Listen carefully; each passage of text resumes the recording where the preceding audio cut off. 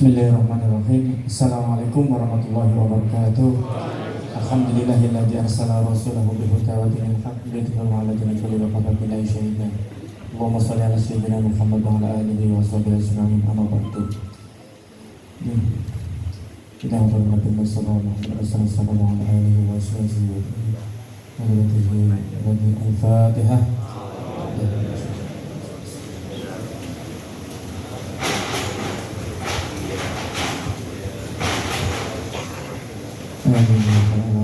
Soalnya para sesepuh kesempatan ayah yang telah mendidik kita, semoga dilimpahkan tempat-tempat yang mulia. Al-Fatihah.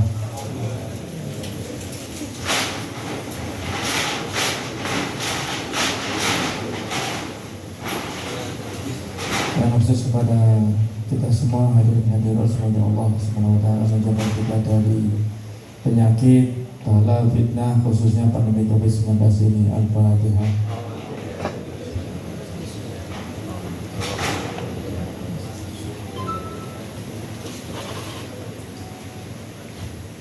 Yang kami muliakan para alim, para ulama, para kiai, para habaib, wabil khusus yang mukarram Kiai Haji Dewamuddin Maskal Lemake, Ketua Panitia Pejana Kabupaten Kebumen dan seluruh jajaran serta seluruh jajaran Rois Suriah Pejana Kabupaten Kebumen, jajaran seluruh Rois Suriah MPC NU Kecamatan Ayah, Ketua Panitia MPC NU Kecamatan Ayah, Banom, Pak Tayat, Muslimat WPNU, Ansor, Banser,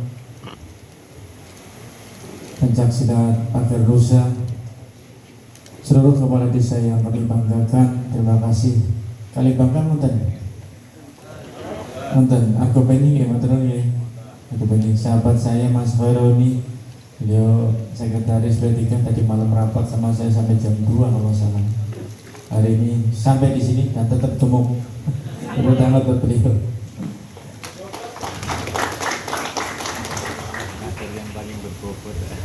Dan seluruh hadirin, Pak Camat, Motor Pak Camat, dan seluruh dari TNI, terima kasih. Polri nih, dari Polri, Motor Sedoyo.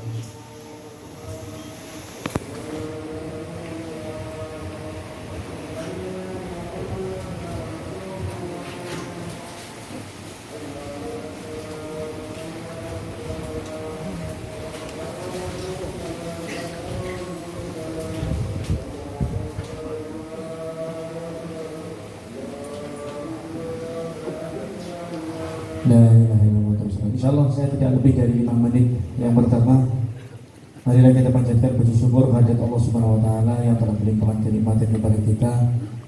Nikmat iman, nikmat seduluran, nikmat kerukunan, nikmat kesehatan. Alhamdulillah pada siang hari ini kita dapat bersilaturahmi dan pelantikan tadi nih, Pak Yai, pelantikan nih. Semoga yang dilantik hari ini tetap istiqomah menjalankan perintah-perintah yang diberikan oleh para alim ulama. Salawat dan salam kita curahkan kepada junjungan Nabi Muhammad sallallahu alaihi wasallam, semoga sahabatnya, semoga kelak kita merasa beliau di dunia akhirat. Amin. Yang pertama, saya Arif Sugianto, lahir di Petubuhan, Ketugot, desanya Muktisari. Saya besar di desa Warisan Kidul, kelurahannya Panjer, Kecamatan Kebumen. Saya sekolah SD menamatkan di SD Negeri Panjangan Kebumen, kemudian SMP 3 Kebumen dan SMA Negeri Bogor, semua di Kabupaten Kebumen. Kemudian saya merantau ke Jakarta, mengabdi seperti polisi ini. Saya sebagai polisi di Jakarta hampir 21 tahun. Ketika kami kembali ke Kabupaten Kebumen, tentunya bukan kami kembali saja, tetapi kami sudah komunikasi lama dengan para alim ulama bagaimana untuk memberikan pengabdian di Kabupaten Kebumen. Dan pada saat itu kami belum berpikir untuk menjadi wakil bupati sama sekali. Gambaran kami untuk menjadi wakil bupati itu tidak ada, hanya sharing aja. Sehingga kami pergi ke Mekah, saya berdoa di sana. Saya mohon dibukakan pintu, dibukakan kemudahan ketika saya terjun ke dunia politik.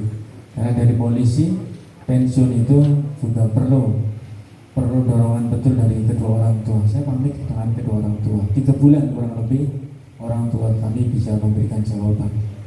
Ketika kami hadir di Kabupaten Kebumen, saya berniat untuk maju di legislatif di provinsi pada saat itu. Saya sudah mulai mendaftar, sudah masuk daftar calon sementara, sudah masuk.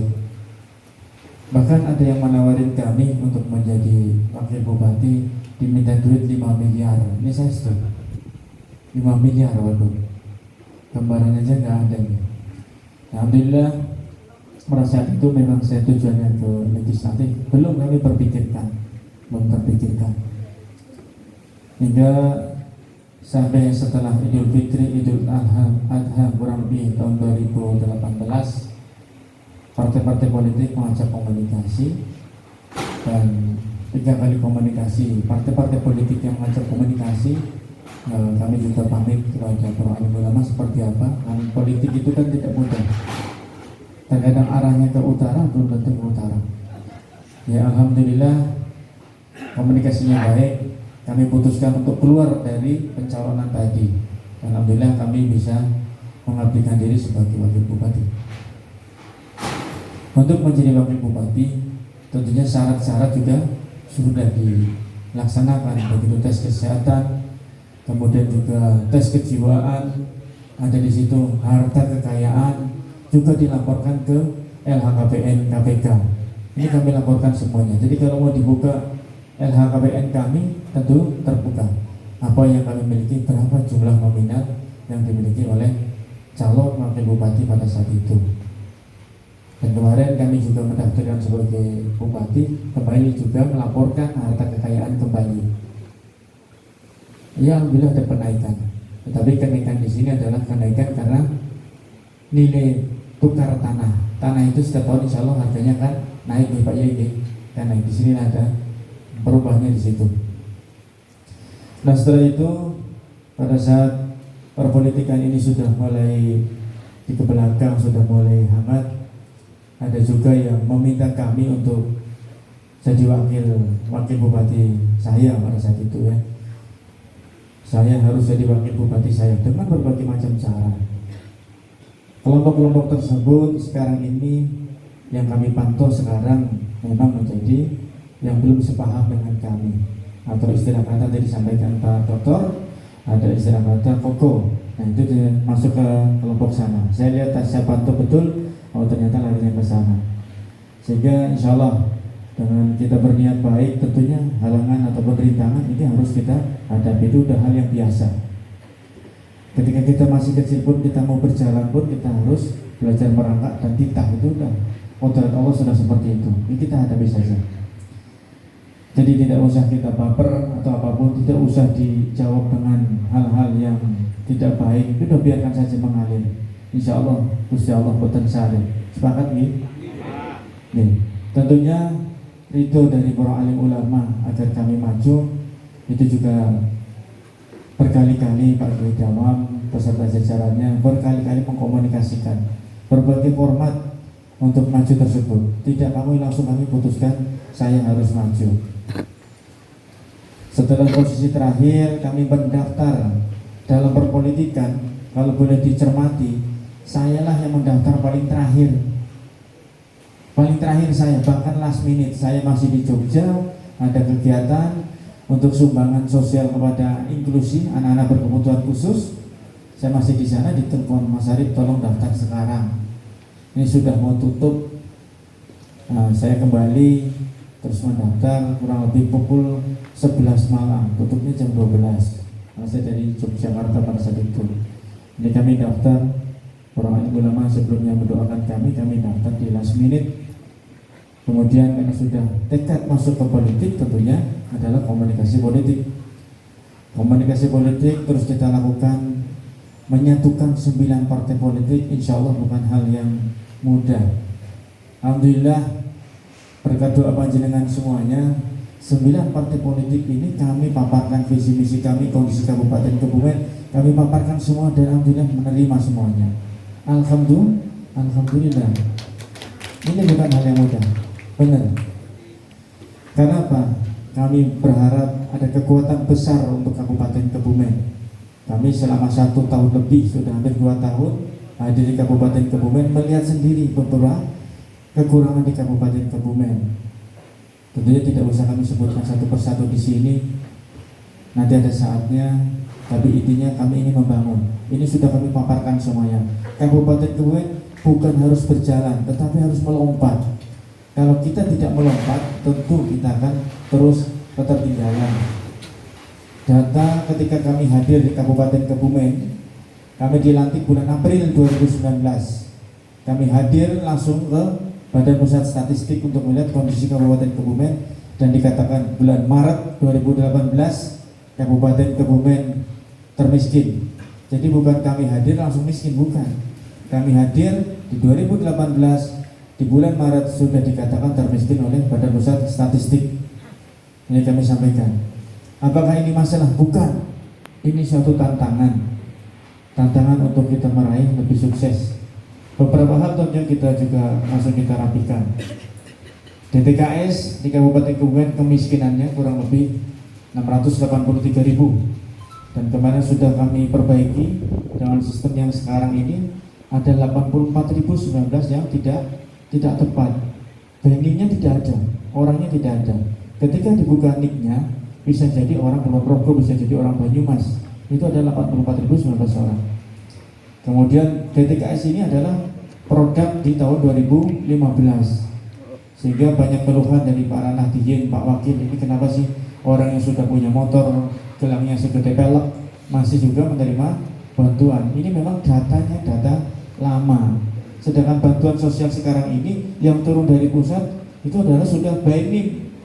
Turun BNIM, misalkan di Argopeni jumlahnya ada 1.000, nama-namanya sudah ada. Ini benar Pak Kepala Desa. Kepala Desa hanya menyalurkan, bukan memverifikasi, bukan verifikasi sebelumnya ya, tapi menyalurkan. Ketika sudah tidak ada orangnya, bisa sudah pindah, bisa sudah meninggal dan lain-lain, tentunya ini yang akan dikembalikan ataupun tidak dibagikan. Ya tentunya kemarin Kepala Desa luar biasa dalam menghadapi keluhan-keluhan dari masyarakat.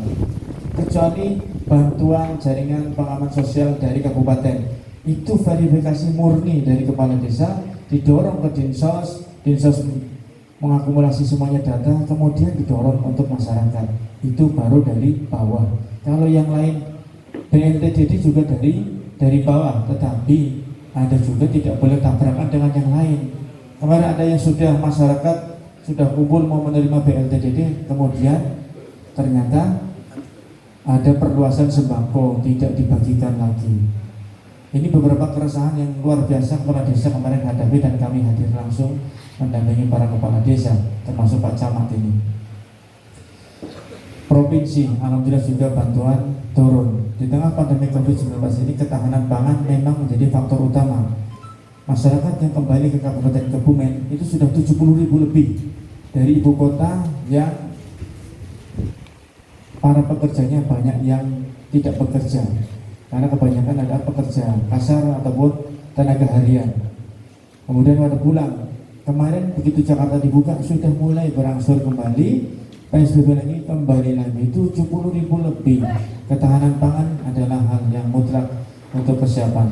Ya, insya Allah ini kita dorong semuanya, termasuk untuk para pondok pesantren, Madin, TPQ. Ini diam-diam kemarin saya ambil datanya langsung ke Kemenak. Saya tidak muter satu persatu sama Kabak Kesra, saya minta datanya, saya menghadap ke Pak Menteri Agama. Insya Allah 2-3 minggu lagi akan ada SK-nya yang akan diberikan bantuan untuk bantuan operasional. Insya Allah sekarang sedang proses. Ini tidak pernah saya sampaikan kepada masyarakat, langsung kami minta, langsung saya bergerak. Termasuk juga ketika saya membangun RMU, saya melobi Bu Menteri datang ke sini, yang alhamdulillah kita dibangunkan kurang lebih 20 miliar.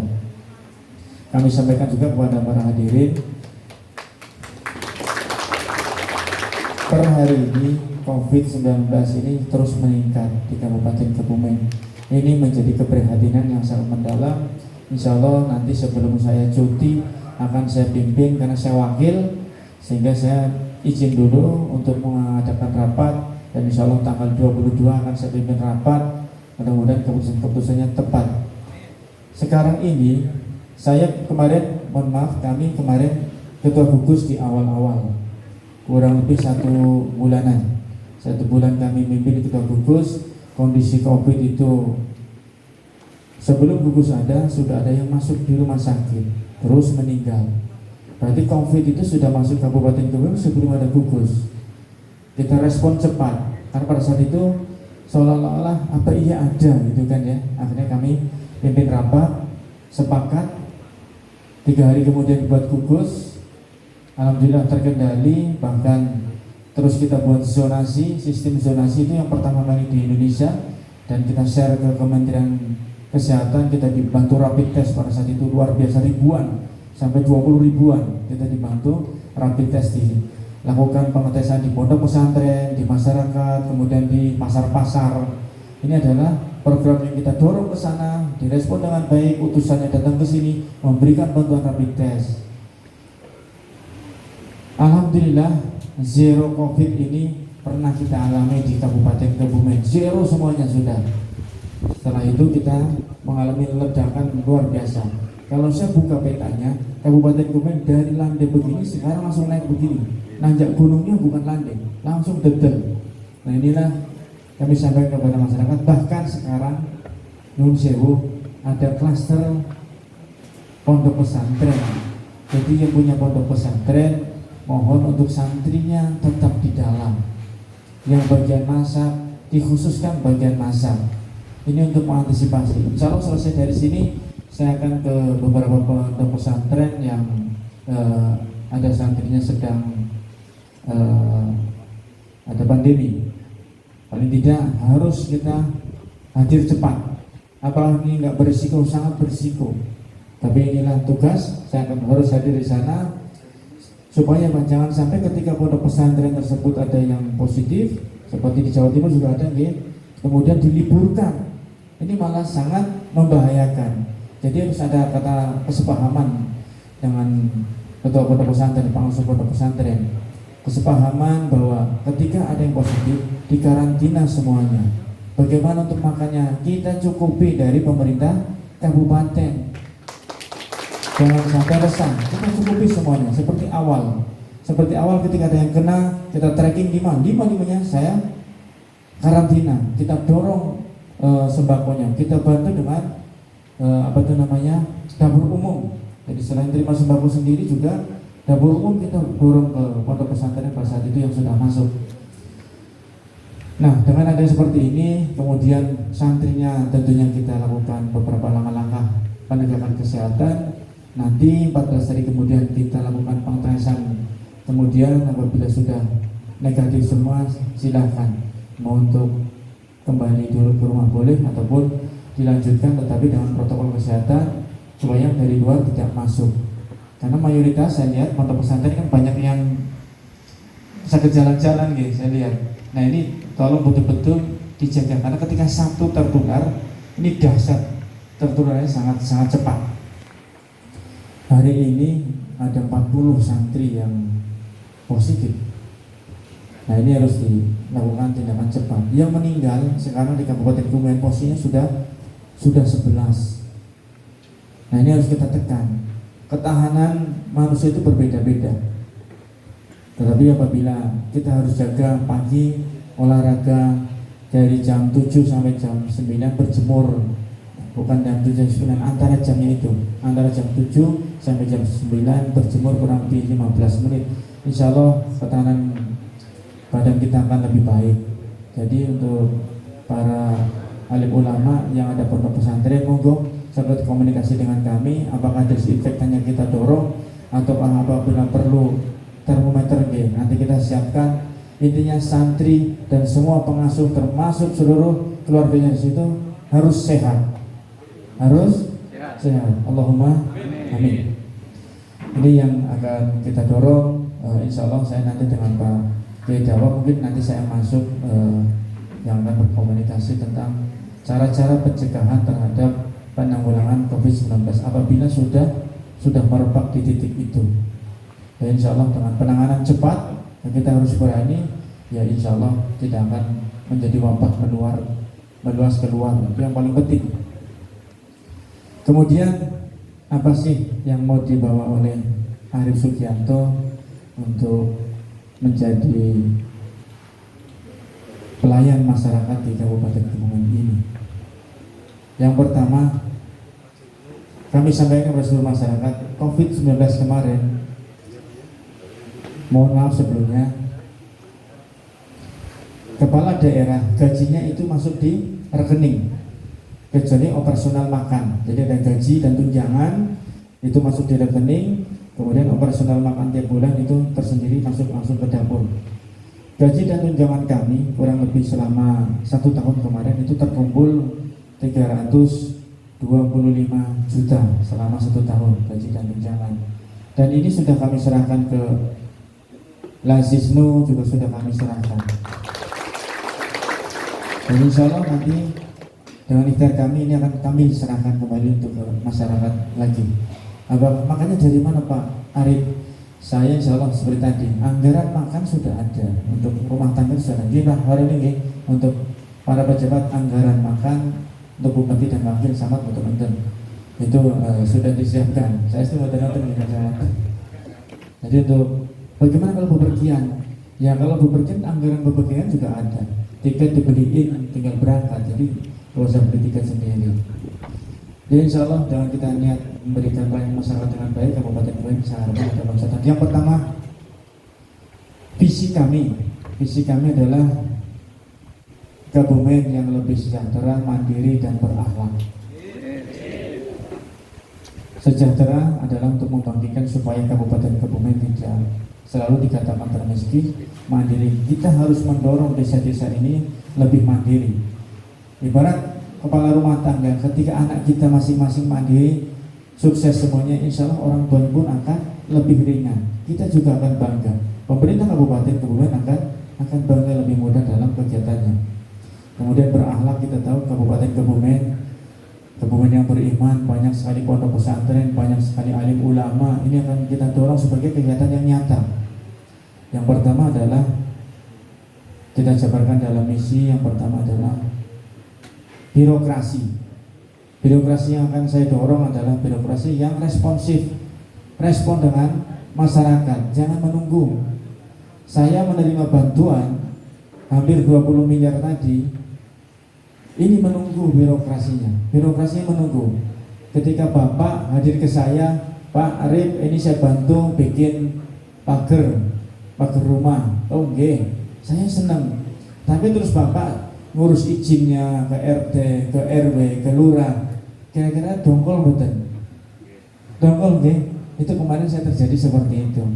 Inilah yang akan saya dorong, birokrasi yang responsif dengan government semuanya terdata dengan baik secara sistem dan open government. Bagaimana pembangunan di Kabupaten Kebumen ke depan ini terbuka, baik desa maupun kabupaten.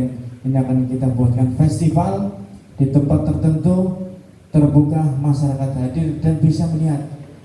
Uang seperak pun itu harus dipertanggungjawabkan kepada rakyat, sehingga rakyat bisa melihat, oh ternyata wakil bupati boros, suka jalan-jalan, senangnya pelesiran, sakit.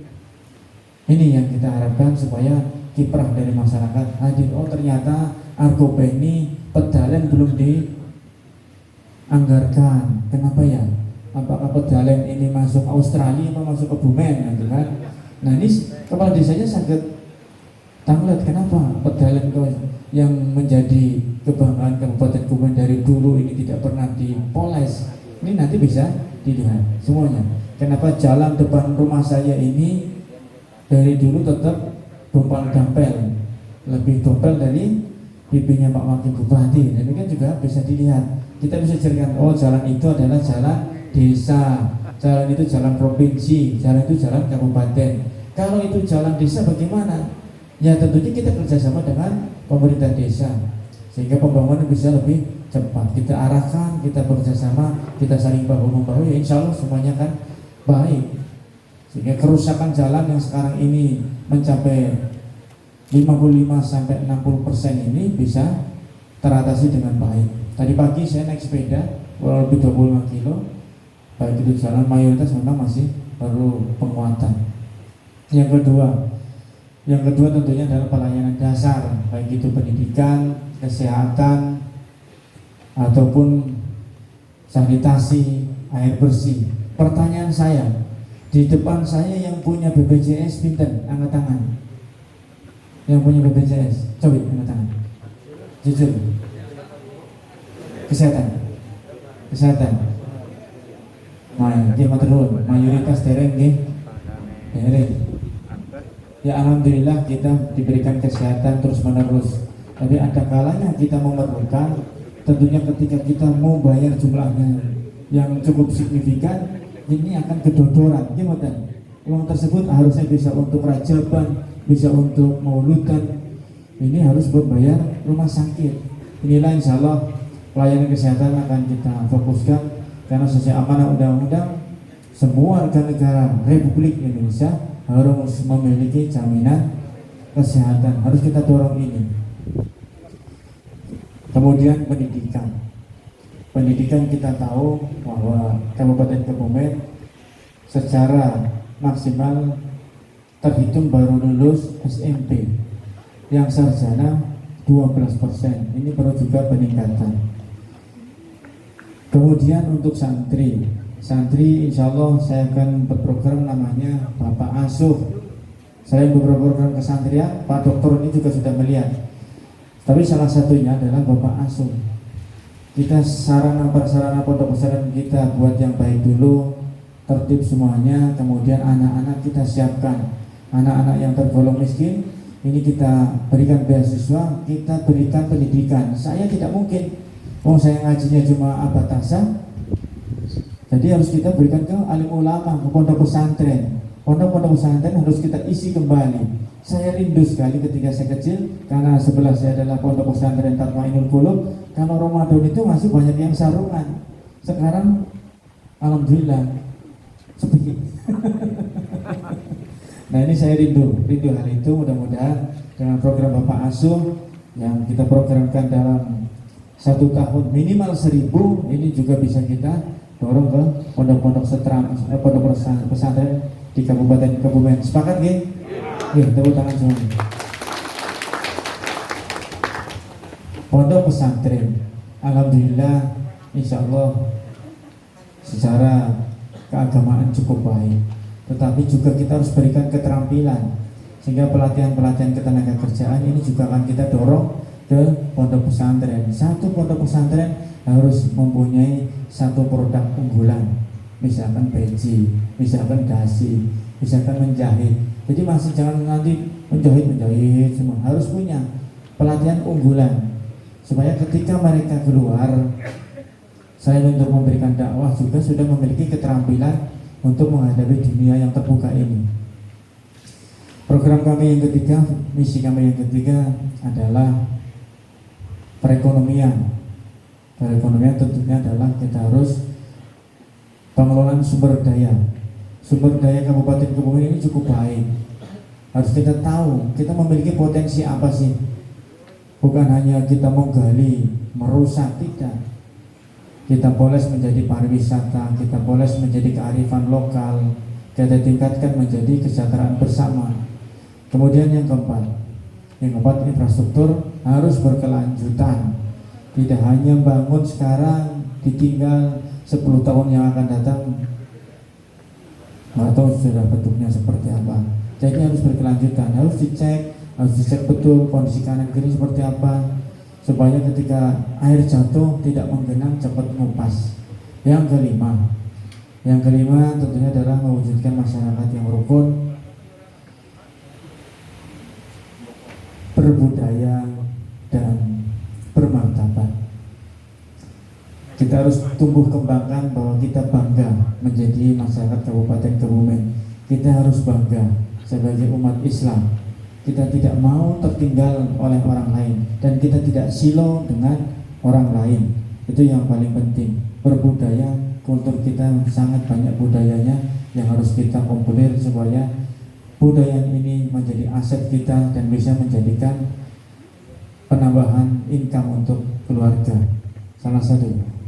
Salah satunya hal tersebut. Rukun tentunya kita adalah Kabupaten Kebun mayoritas adalah rukun-rukun. Kemudian kegiatannya harus kita dorong untuk mengarah lebih meningkatkan ukhuwah di antara kita semuanya. Tentunya itu hal yang bisa kami sampaikan kepada para hadirin. Mohon maaf apabila ada kesalahan dan kekhilafan dalam bertutur kata kami. Insya Allah kami 9 Desember nanti dan insya Allah tanggal 26 nanti kami sudah masuk cuti. Mohon doa restunya, mohon doa restunya dari panjenengan semuanya. Ibu-ibu muslimat fatayat, coba 10 orang ke sini, maju ke sini.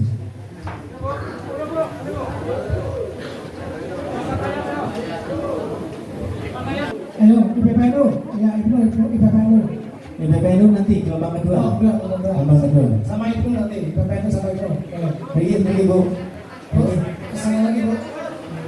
1, 2, 3, 4, 5. Stop ya. Jadi di paling itu Mas Nono Mas Arif. Nyanyi mawon. Nyanyi? Iya. Nyanyi nomor ya. Lir. Oleh ini ya. Kayak fatayat lah teman. Ayo bareng-bareng. 1, 2, 3.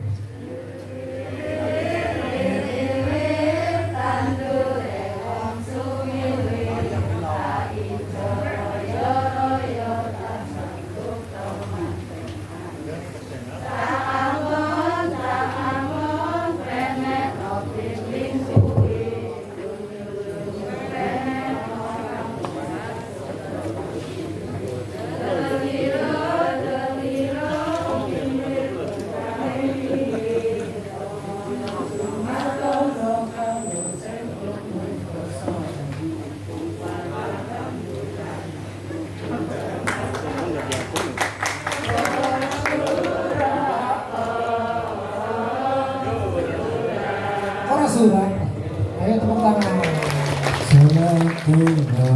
Salam ala Taha Rasulillah. Salatullah salam ala Yasin Habibillah. Ala Yasin Habibillah. Salna bi bismillah.